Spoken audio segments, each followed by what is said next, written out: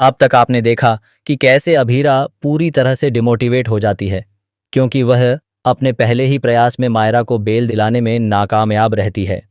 इस हार का असर सिर्फ उसके करियर पर ही नहीं बल्कि उसके आत्मविश्वास पर भी साफ नजर आता है।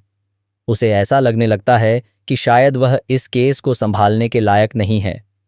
वहीं दूसरी तरफ मायरा का अपनी मां पर अटूट विश्वास देखने लायक होता है। मायरा को पूरा यकीन होता है कि उसकी मां उसे हर हाल में बचा लेगी।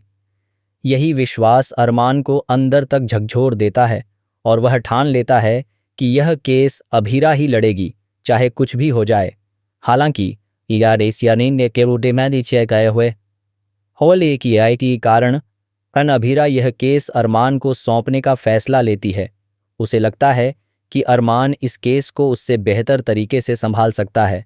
इस फैसले से विद्या काफ़ी खुश हो जाती है क्योंकि वह चाहती ही थी कि यह केस अरमान लड़े।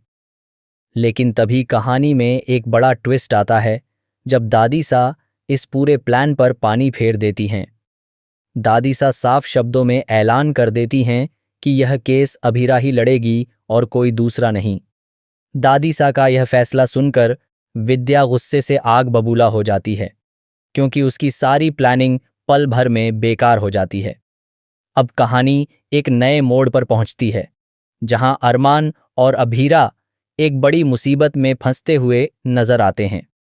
मायरा को बचाने के लिए उन्हें कोयल की तलाश होती है जो इस केस की एक अहम कड़ी बन सकती है।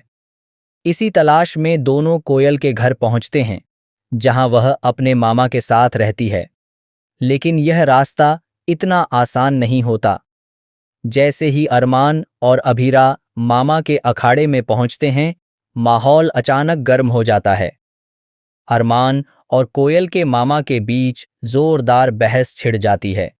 दोनों के बीच बात इतनी बढ़ जाती है कि स्थिति हाथापाई तक पहुंचने की नौबत आ जाती है। इसी बीच अपने प्लान को आगे बढ़ाने और समय हासिल करने के लिए अरमान एक बड़ा कदम उठाता है। वह मामा जी को दंगल लड़ने का चैलेंज दे देता है। अरमान का यह चैलेंज सुनकर मामा जी मुस्कुराते हैं और उसकी हिम्मत की परीक्षा लेने का फैसला करते हैं। वह खुद लड़ने के बजाय अपने एक बेहद ताकतवर और अनुभवी पहलवान को अरमान के सामने उतार देते हैं।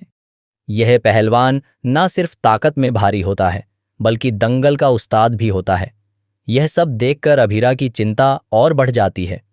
उसे डर लगने लगता है कि अरमान ने गुस्से और जल्दबाजी में बहुत बड़ा जोखिम उठा लिया है क्योंकि अरमान ने पहले कभी दंगल नहीं लड़ा और सामने खड़ा पहलवान सालों का अनुभव रखता है। अखाड़े का माहौल, लोगों की भीड़ और बढ़ता तनाव, यह सब मिलकर स्थिति को और भी ज्यादा गंभीर बना देते हैं। अब सवाल यह है कि क्या अरमान इस चुनौती का सामना कर पाएगा? क्या वह अपनी हिम्मत और सूझबूझ से उस ताकतवर पहलवान को टक्कर दे पाएगा या फिर यह फैसला उसके लिए भारी पड़ने वाला है?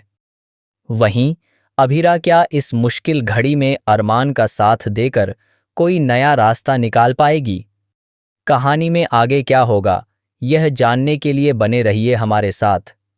अगर आप ऐसे ही लेटेस्ट अपडेट्स सबसे पहले पाना चाहते हैं तो हमारे चैनल को सब्सक्राइब करना बिल्कुल न भूलें और बेल आइकॉन ज़रूर दबाएं ताकि